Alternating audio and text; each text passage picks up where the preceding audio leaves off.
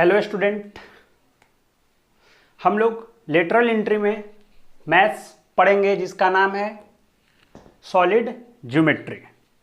Solid geometry बहुत ही important है और इससे कम से कम 6-7 नंबर के सवाल पूछे जाते हैं। लेकिन सॉलिड ज्योमेट्री पढ़ने से पहले बहुत कुछ हम लोग आगे पढ़ भी चुके हैं। पहले सबसे पहले हम लोग को 3D के बारे में जानना होगा, मतलब कि 3 डायमेंशन। 3 डायमेंशन जानने के लिए कुछ बात समझने की कोशिश करते हैं। तो सबसे पहले हमको किसके बारे में पढ़ना होगा? 3D के बारे में, मतलब 3 डायमेंशन। अच्छा, आप लोग को याद होगा कि अगर हम लोग बात करते हैं कार्टेशियन सिस्टम की, कौन सी सिस्टम की? कार्टेशियन सिस्टम की। कार्टेशियन सिस्टम कहने का मतलब है कि कोई भी पॉइंट को एक्स, वाई और जेड के फॉर्म में दिखाया जाएगा। बोलो क्लियर है? तो अगर हम लोग कार्टेशियन सिस्टम की बात करते हैं, कार्टेशियन सिस्टम की, बोलो क्लियर है? तो हम लोग को एक बात समझना होगा कि इसमें जो भी पॉइंट होगा उसको हम लोग एक्स, वाई, जेड के फॉर्म में दिखाने वाले हैं, है ना। कोई भी पॉइंट को कैसे हम लोग दिखाएंगे? तो एक्स, वाई, जेड। बोलो क्लियर है? अच्छा, एक बात समझने की कोशिश करते हैं, है ना। सबसे पहला चीज कि अगर मैं बोलूं कि एक क्यूब है, क्या है? क्यूब है। चलो भाई, क्यूब है, मान लिया। तो ये है क्यूब। चलो भाई, बहुत बढ़िया बात, ये अपना मस्त क्यूब हो गया। बोलो क्लियर है? अच्छा, सिर्फ बात को समझते चलना है। हमने क्या करा कि ये जो एक्सिस है, इस एक्सिस को हमने नाम दिया एक्स एक्सिस। ये जो एक्सिस है, इस एक्सिस को हमने नाम दिया वाई एक्सिस।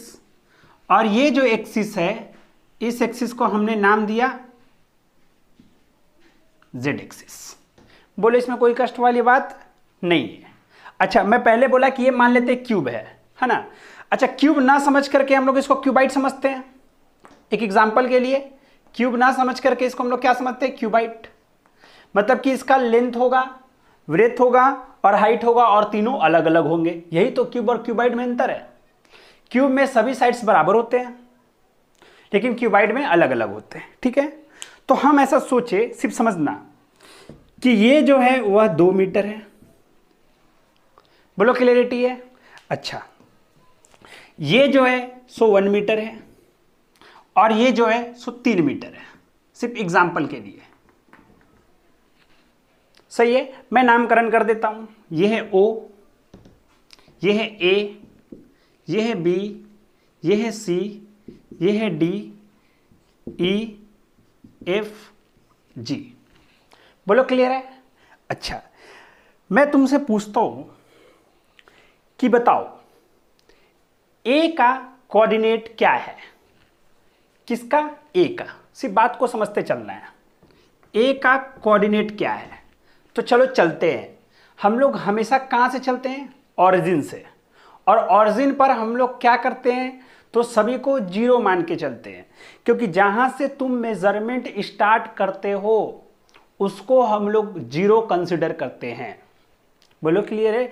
जैसे कि हम लोग जैसे घर से निकलते हैं तो हम लोग बोलते भी हैं कि भाई मेरा जो हॉस्टल है या मेरा जो कोचिंग है वो 5 किलोमीटर दूर पे है। इसका मतलब जहां से तुम चले, सही है ना। और वहां से तुम्हारा कोचिंग या हॉस्टल या कॉलेज कितना किलोमीटर है? 5 किलोमीटर। अब यही चीज फिर दोबारा सुनना, जब तुम हॉस्टल में रहते हो या कोचिंग में रहते हो या कॉलेज में रहते हो, तब तुम क्या बोलते हो कि मेरा घर यहां से 5 किलोमीटर है। तो इसका मतलब इस बार ऑरिजिन कहां से तुमने लिया? कॉलेज को। पिछले बार ऑरिजिन कहां को लिया था? घर को। तो जब तुम घर पे रहते हो तो 5 किलोमीटर बोलते हो कि कॉलेज है, मतलब ऑरिजिन तुम्हारा घर हो गया।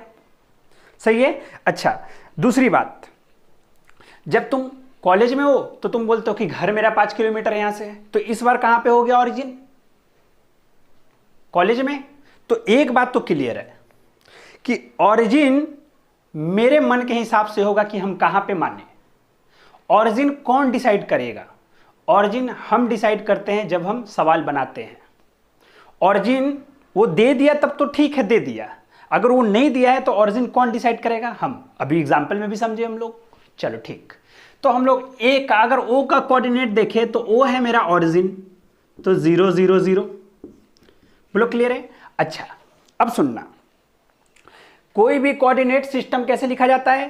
एक्स वाई और जेड। कार्टेशियन सिस्टम में कोई भी पॉइंट को हम लोग एक्स वाई जेड से रिप्रेजेंट करते हैं, है ना, सिंपल एकदम। चलो अगर ए पर पहुंचना है तो तुम चलोगे कहां से? हमेशा चलना ओ से है, क्योंकि ओ को ऑरिजिन माना है। तो ओ से गए, कहां पहुंचे? यहां पर, ए पर। बोलो ये वाली लंबाई कितनी है? अरे यही तो है ना, सुनना, ये वाली है 2 मीटर, ये वाली है 1 मीटर और ये वाली है 3 मीटर। देख तो लो, जो ऐसे लाइन है वो 2 मीटर है, जो ऐसे है वो 1 मीटर है, जो ऐसे है वो 3 मीटर है। बोलो क्लियर है? अब सुनना, तो ढंग से देखो, तो ओ से ए गए हो, मतलब 2 मीटर एक्स में चले हो, तो एक्स। अच्छा यहां पहुंचने के लिए क्या वाई में कुछ चले? नहीं चले, मतलब वाई 0। जेड में कुछ चले? नहीं चले, तो जेड 0। बोलो क्लियर है? अब सुनना, तुम लोग बी पॉइंट का कोऑर्डिनेट बोलो। बी पॉइंट का सुनना, बी पॉइंट पे जाना है, रास्ता सरल है, ओ से ए गए। ठीक, सुनना, ओ से ए गए, ओ से ए गए मतलब एक्स में चले 2, फिर ए से बी गए। अच्छा कई बच्चे तो सोच रहे होंगे सर सीधे एकदम यहां से यहां जाइए ना, वैसे हम लोग नहीं पढ़ते, सब कुछ सिस्टमैटिक, एकदम रास्ता बना हो वही रास्ता पकड़ के चलना है। अब सुनना, ओ से ए गए मतलब एक्स में गए 2, ए से बी गए मतलब ये एक्सिस जेड एक्सिस है, तो वाई में नहीं चले हैं और बी पर पहुंच गए, तो वाई में नहीं चले और जेड में कितना चले? ए से बी मतलब कि 3 मीटर। बोलो क्लियर है? अच्छा कोई बच्चा बोला कि सर ऐसे काहे गए, ऐसे जाइए। हम बोले बिल्कुल जा सकते हैं। चलो पहले कहां गए? जेड में गए, ओ से सी जेड की तरफ है, तो सुनना बी पॉइंट लिखने का तरीका एक और, तो पहले तो X comma Y comma Z, Z चले 3, उसके बाद सी से बी गए मतलब एक्स में गए, और एक्स में गए तो एक्स में चले 2, देखो वाई में अभी भी नहीं चले, सिस्टम वही है ना। अच्छा अगर मैं तुमसे बोलूं जी का बोलना, जी का याद रखना एक चीज मेरे दोस्त, डायरेक्शन दिखाया गया है, इसका मतलब क्या है सो समझना, है ना, इसका मतलब तुमको समझना बहुत जरूरी है। देखो ये पूरा जो एक्सिस है ना वो ऐसे दिखाया गया है, ये एक्स एक्सिस, ये जेड एक्सिस और ये वाला वाई एक्सिस, ठीक है, सिर्फ समझना है अच्छे से, है ना, क्योंकि ये बेसिक है और ये सीख जाओगे तो फिर सॉलिड ज्योमेट्री एकदम आसान हो जाएगा। सुनना, इधर की तरफ एरो है, इधर मतलब इधर चलोगे तो प्लस होगा, तो मतलब इधर चलोगे तो माइनस हो जाएगा। इधर की तरफ y है मतलब उधर चलोगे तो प्लस में जाओगे, अगर पीछे आ गए तो माइनस में आना पड़ेगा। अच्छा ये ऊपर में z है मतलब ऊपर की तरफ जाओगे, डायरेक्शन देख लो, तो प्लस होगा, तो मतलब नीचे की तरफ जाओगे तो निगेटिव होगा। यही है तुम्हारा तीनों एक्सिस और कुछ नहीं है, ठीक है। अब सुनना अच्छे से और देख, यहां तक की तो बात एकदम क्लियर है, इसमें कोई कष्ट वाला बात नहीं है, बोलो क्लियर है। अच्छा अब सुन, तो एक्स वाई जेड सब कुछ समझ में आ रहा होगा। अच्छा और समझते हैं, अगर मैं तुमसे बोलूं कि जी का कोऑर्डिनेट बोलो तो तुम क्या बोलना? ओ से ए गए मतलब एक्स में गए 2 मीटर, ए से बी गए मतलब 3 मीटर, और सी से बी से जी आ गए मतलब इधर आए हैं, और देख इधर की तरफ ही क्या है? वाई, सॉरी वाई में कितना चलना है सुनना, ए से बी गए, सॉरी ओ से ए गए 2 मीटर, अच्छा ए से बी गए, ए से बी मतलब जेड में गए तो जेड में है 3, और उसके बाद फिर B से G आए, कितना है 1, ये इसका कोऑर्डिनेट हो गया। बोलो क्लियर है। अच्छा अब सोच कि मान लो तुमको E का निकालना है, E का, तो E का कोऑर्डिनेट कैसे निकालोगे? तो सुनना, O से तो चलना ही है, तो O से E आ गया डायरेक्ट। बोलो ये कितना है 1 मीटर। किधर चले, x में कि y में कि z में? तो सिर्फ y में चले, तो x0 y1। बोलो क्लियरिटी है। क्या हम लोग सारे का लिख सकते हैं कोऑर्डिनेट? पक्की बात, इसमें कोई कष्ट वाली बात नहीं है। अच्छा d का कोऑर्डिनेट बोल सकते हो? d का कोऑर्डिनेट, d का कोऑर्डिनेट, d का कोऑर्डिनेट, d का कोऑर्डिनेट बोल, d का कोऑर्डिनेट बोलना, d का कोऑर्डिनेट बोलना। d का O से C गए, मतलब Z में गए, C से D आए, मतलब कि Y में आए, मतलब X में नहीं चले हैं। बोलो क्लियर है। चलो तो X हो गया 0, ठीक। बोलो इसमें कोई कष्ट वाली बात नहीं है। अच्छा Y में चले हो 2 मीटर, Y में चले हो 1 मीटर, 1 मीटर, Y में D से C से D 1 मीटर, सही है। अच्छा अब सुनना, और बहुत ही अच्छा चीज सिखाने वाला हूं मैं। अब सुनना, और ये Z में कितना चले हो? तो Z में चले हो 3 मीटर, 3 मीटर। बोलो बात क्लियर है, पक्का बात। अब सुन, अगर मैं F का बोलूं, अगर मैं F बोलूं, F क्या बोलूं? F के लिए बोलना, O से A गए कहां? X में, X में गए हैं, देख लेना, X में गए 2 मीटर, ठीक है। अच्छा वहां से A से F आ गए 1 मीटर। बोलो क्लियर है। और Z में बोलना, तो Z में चले हैं, कहां चलना था? F में, तो O से A गए, Z में नहीं चले। बोलो क्लियर है। अब एक बात मैं तुमको ढंग से समझने की कोशिश करना, और वो मैं सिखाता हूं यहां पर, है ना। इसको पहले नोट डाउन कर ले, उसके बाद देखेंगे। बोलो ये चीज याद रहेगा, कोऑर्डिनेट कैसे लिखते याद रहेगा। अब सबको मैं मिटा देता हूं इन दोनों को छोड़ के, और ये बहुत ही शानदार चीज हमको सामने आया है, रिजल्ट, है ना। रिजल्ट बहुत ही शानदार। इसको मिटा दूं? चलना सुनना, इसको रफ करता हूं। अच्छा एक चीज और समझ उसको, बहुत अच्छा बात है, लेकिन एक चीज और समझ। मैं बोलता हूं कि ये क्यूबाइड है, बोलो इसमें कोई शक वाली बात? ये तुम्हारा x एक्सिस है, ये तुम्हारा z एक्सिस है, ये तुम्हारा y एक्सिस है। बोलो क्लियर है। अच्छा मैं क्या बोलता हूं कि तुम ना ऊपर वाले में बैठे हुए हो, है ना। कहां पर? ऊपर वाले में, ठीक है। तो जब तुम ऊपर वाले में बैठे हुए हो, अच्छा मेरे पास एग्जांपल भी है, नहीं बड़ा हो जाएगा वो, चलो कोई नहीं, यहीं से देखते हैं। तुम ऊपर वाले में बैठे हुए हो, ऊपर वाले में क्यूबाइड दिखाई दे रहा है, और तुम क्यूबाइड के ऊपर वाले में बैठ गए हो, है ना। जैसे ये समझो, ये क्यूबाइड है, इस क्यूबाइड का ये है एक्स एक्सिस, ये है वाई एक्सिस, और ये है जेड एक्सिस, है ना। तुम्हारे फिगर के अनुसार से सुनना, ये है एक्स एक्सिस, ये है, सुनना, ये है एक्स एक्सिस, ये है जेड एक्सिस, और ये है वाई एक्सिस। बोलो क्लियर है। अब तुम एक बात अच्छे से सोच, अगर तुम यहां पर बैठे हुए हो ऊपर वाले में, तो तुम किस प्लेन में बैठे हुए हो? किस प्लेन में बैठे हुए हो? तो सुनना, ऊपर वाला देखो किस 2 एक्सिस से मिलके बना है। तो देख, ये बना है एक्स से, और ये बना है वाई से। ऊपर वाला चीज जो बना है वो एक्स और वाई से मिलके बना है, तो हम एक्स वाई प्लेन में बैठे हुए हैं। अगर मैं बोलूं कि तुम इस प्लेन पर बैठे हुए हो, तो बोल ये किस किस एक्सिस से बना है? तो ये एक्स और जेड से बन के बना है।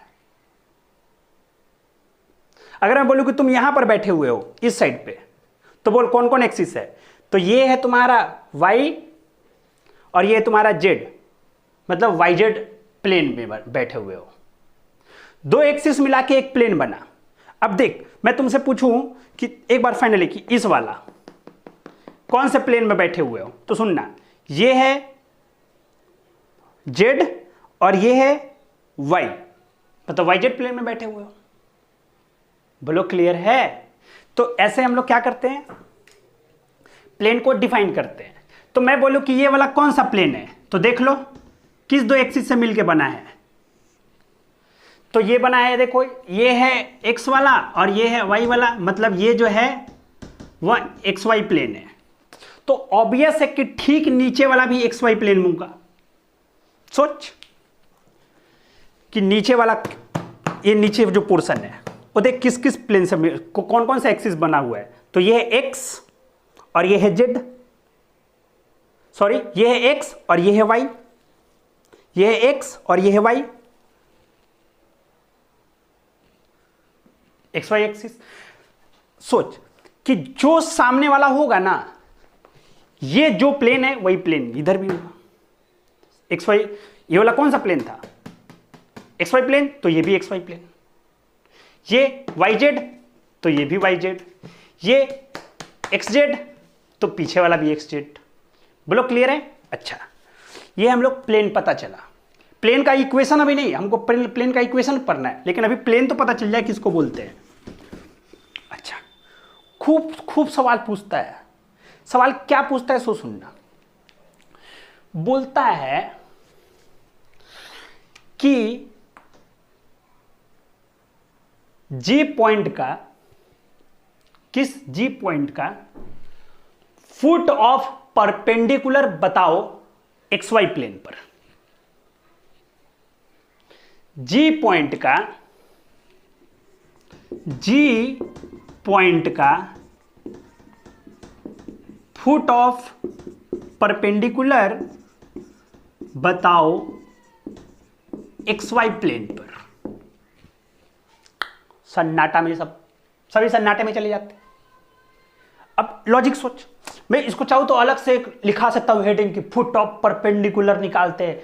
कैसे निकालते हैं सुनना। मैं सिर्फ एक छोटा सा सिर्फ समझाने के लिए एक बात बताता हूं, सुनना। ये तुम्हारा है जेड एक्सिस, कोई कष्ट? अच्छा, ये तुम्हारा है एक्स एक्सिस, कोई कष्ट? सही है।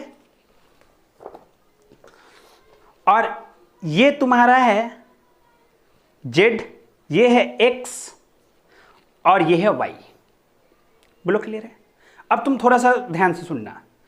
ये जो जी पॉइंट है वो कहां पर है?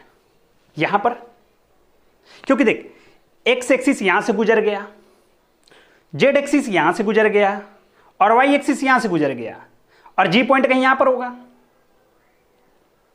तो बोलता है कि इस जी पॉइंट का फुट ऑफ परपेंडिकुलर बताओ XY प्लेन पर। और हम लोग को पता था, दिखाया था कि XY प्लेन ये वाला है। सोचो ना XY प्लेन कौन वाला है? ये पॉइंट यहां पर है, तो इसका क्या बोला है? फुट ऑफ परपेंडिकुलर, मतलब इसके जब XY प्लेन पर जब तुम परपेंडिकुलर बनाओगे तो जो परपेंडिकुलर जहां XY प्लेन को जाके मीट करेगा उसका कोऑर्डिनेट क्या होगा। तो सोच ना कि यही ना तुम्हारा था XY प्लेन। देखो कुछ देर पहले हम बताए थे कि ये तुम्हारा है XY प्लेन, और बोला फुट ऑफ परपेंडिकुलर जी। तो जी का फुट ऑफ परपेंडिकुलर मतलब यहां से एक परपेंडिकुलर बना दो जो XY प्लेन पर जाके मैच करेगा। सोच कि ये है XY प्लेन, ठीक। अच्छा, ये है XY प्लेन और वो पॉइंट यहां, तो इस पॉइंट से एक परपेंडिकुलर बना दिए तो यहीं पे तो आके गिरेगा ना। तो उसका कोऑर्डिनेट कौन वाला है? तो जो कोऑर्डिनेट F होगा वही कोऑर्डिनेट इसका फुट ऑफ परपेंडिकुलर होगा। सोच, फुट ऑफ परपेंडिकुलर बताना है YZ प्लेन पर, तो YZ प्लेन ये वाला है, तो G से एक परपेंडिकुलर बनाओ। देखो जो D वाला पॉइंट है वो फुट ऑफ परपेंडिकुलर हो जाएगा। बोलो क्लियर है? देखो अब दोनों में अंतर, और कैसे हम याद रखेंगे, ये भी तो सवाल उठता है। तो अब इसको हम लोग ढंग से समझते हैं, ठीक है। चलो, ये बेसिक चीज जो आपको सबसे पहले तो इसमें इमेजिन करना बहुत जरूरी है। और ये जो क्लास है ना, वो बहुत छोटा क्लास है, लेकिन इसी चीज को हमको समझने में बहुत ज्यादा टाइम लगता है ना। और हमको देना भी चाहिए। बहुत बच्चे को लगता है कि अरे क्या हो रहा है, इतना देर से एक ही चीज पढ़ा रहे। हाँ, पढ़ना ही पड़ेगा, क्योंकि देख अगर छोटे छोटे अगर चीजों में ज्यादा समय दोगे तो फिर ना बहुत ज्यादा सवाल इजी हो जाएगा आगे के लिए, ठीक है। चलो और समझो। अच्छा, एक सवाल है,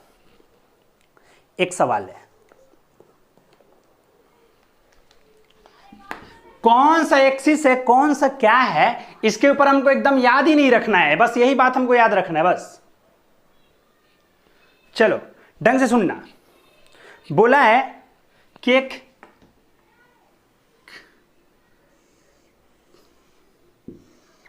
इसमें कोई कष्ट नहीं होना चाहिए, अगर होता है तो गलत बात है।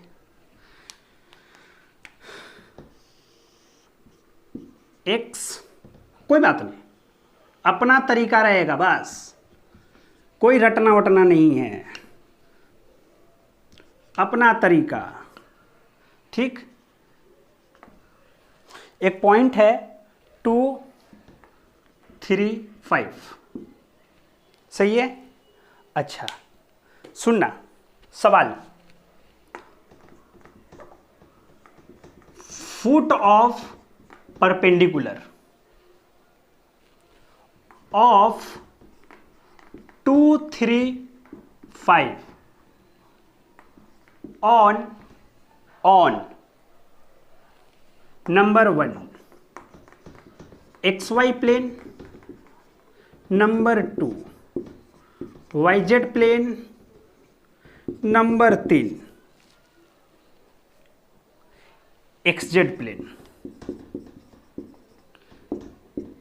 सबसे पहले तो तुमको प्लेन पता होना चाहिए कि प्लेन होता क्या है ना। तो हम लोग सिखा दिए कि प्लेन क्या होता है। तो भाई जैसे कि मान लेते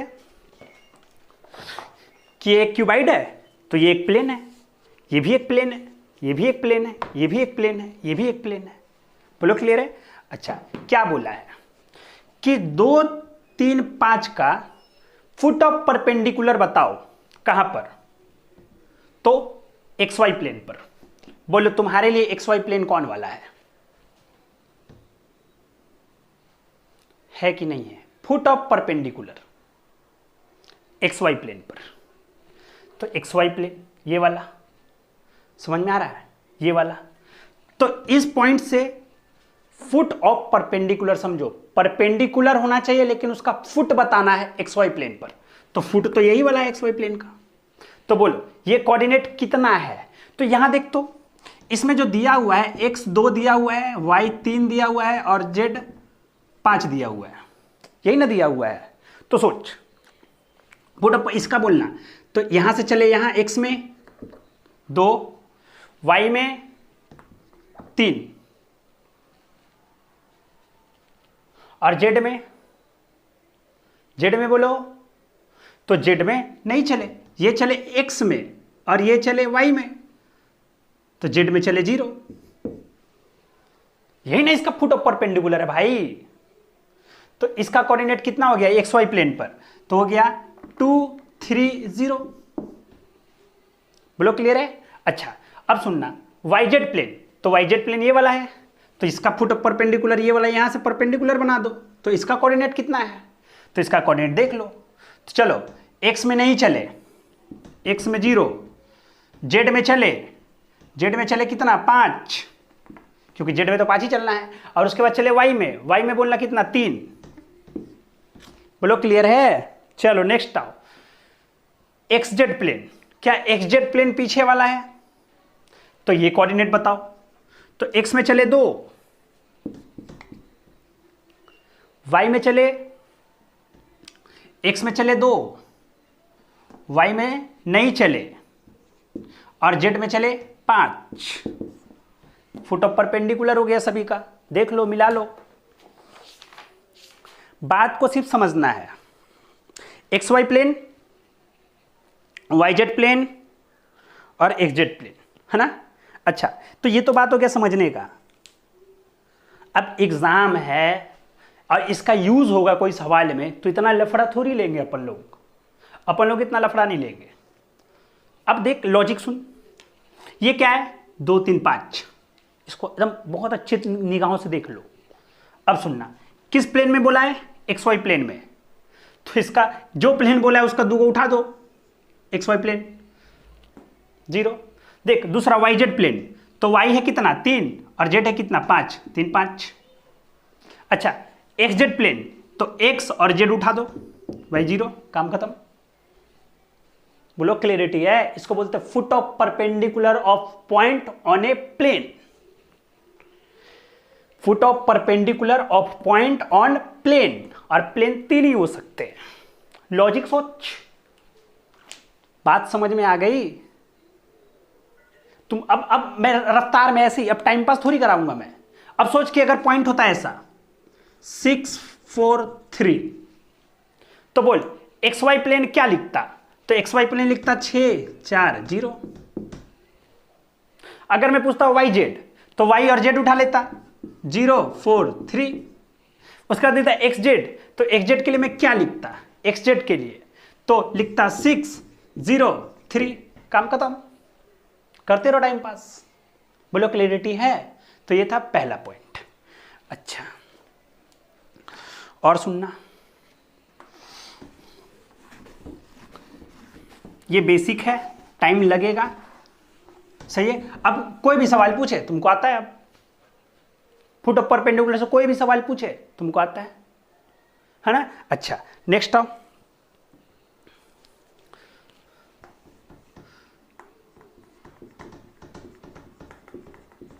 डिस्टेंस फॉर्मूला।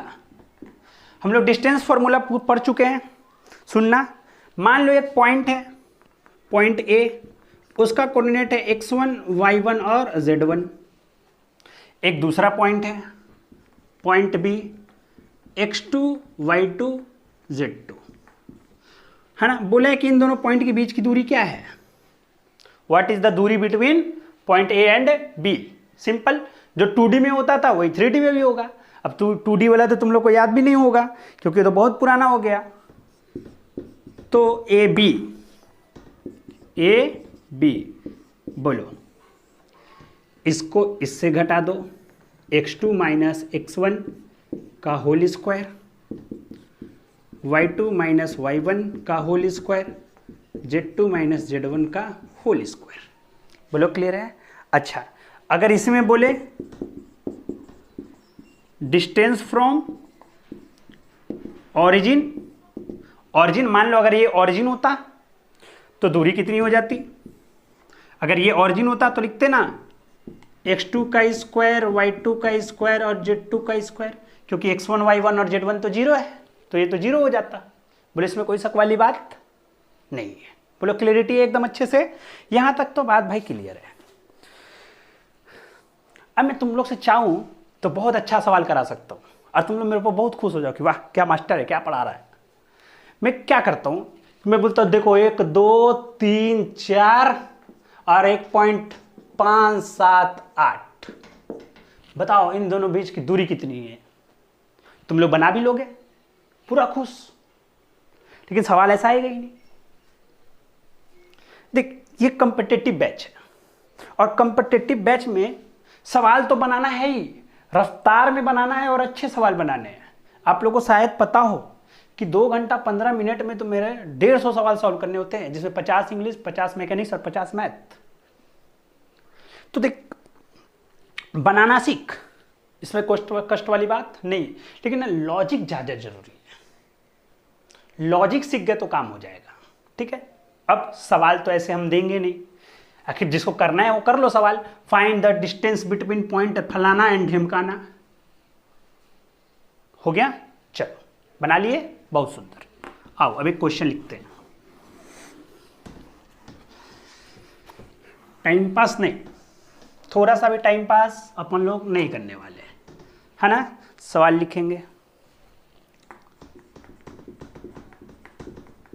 डिस्टेंस बिटवीन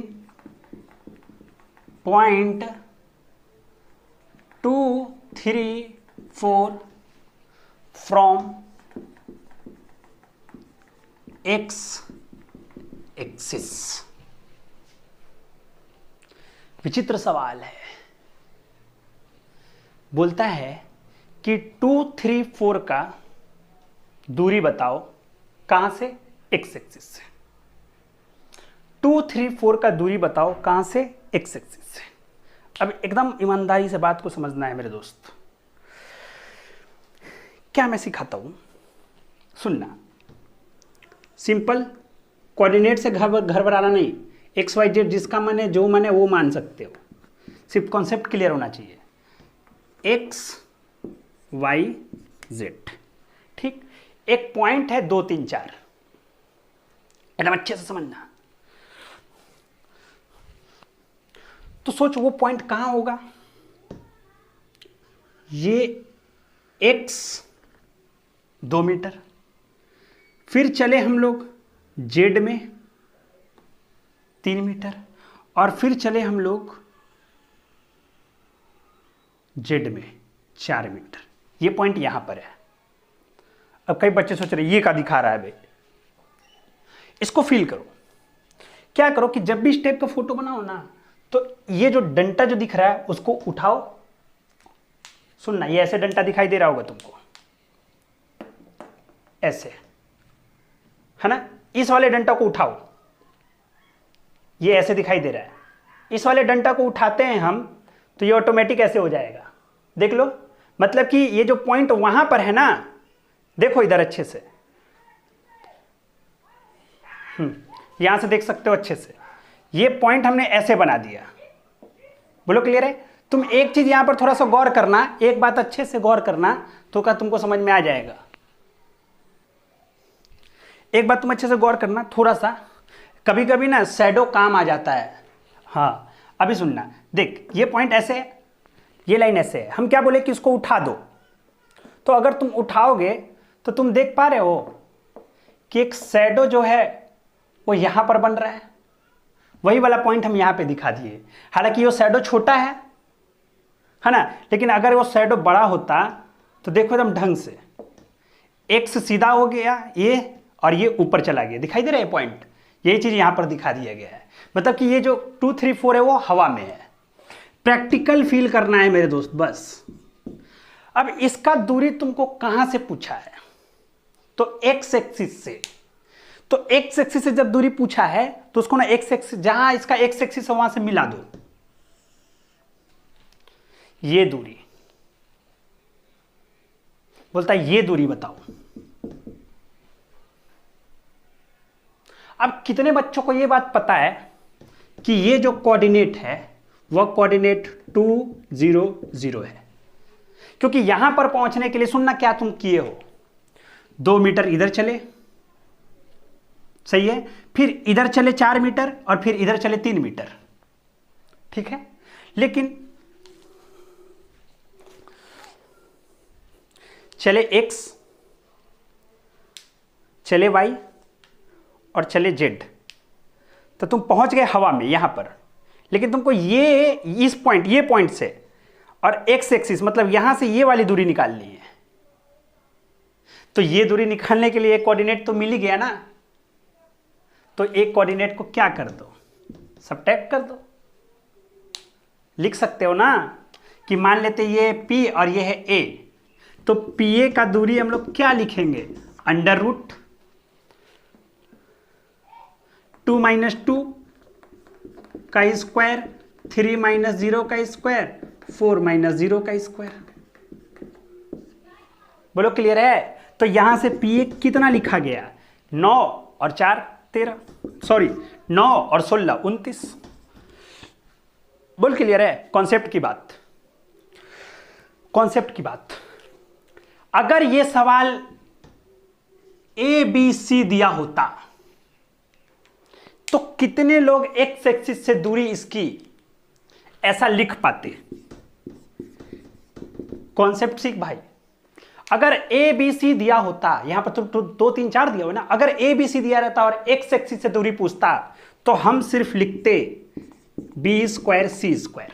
देख ले, अरे ये दोनों तो माइनस माइनस, इसका कोऑर्डिनेट ही तो ए हो जाएगा, तो ये दोनों तो कैंसल आउट ही हो जाएगा ना, तो ये तो 0 ही हो जाएगा। ये इसका स्क्वायर और इसका स्क्वायर कर देंगे। बोले इसमें कोई शक वाली बात? कुछ गड़बड़ करा क्या? अच्छा 9 और 16 25, बहुत सुंदर। थोड़ा मिस्टेक हो जाएगा, इसमें कोई शक वाली बात नहीं है, ठीक है। अच्छा सोच, बी स्क्वायर प्लस सी स्क्वायर होगा। अच्छा तो ये होती कहां से दूरी? तो ये होती एक्स एक्सिस से दूरी। अगर मैं मेरे दोस्त पूछता वाई एक्सिस से दूरी, तो कितने लोग ये बात मान जाते कि वाई एक्सिस से दूरी, इसका मतलब कि P A is equal to under root A का स्क्वायर प्लस सी का स्क्वायर, क्योंकि इस बार 3 3 कैंसिल हो जाता। तो अगर मैं बोलता कि पी ए अंडर रूट है ना बी ए स्क्वायर प्लस बी स्क्वायर, तो तुम समझ जाते कि ये जेड एक्सिस से दूरी है। अब पूछ मेरे से क्या पूछता है, पॉइंट दो, कुछ भी दो, हम बना देंगे, पर इसमें कोई शक वाली बात नहीं है, ठीक है। फिर मिलते हैं हम लोग नेक्स्ट क्लास में, है ना। Thank you.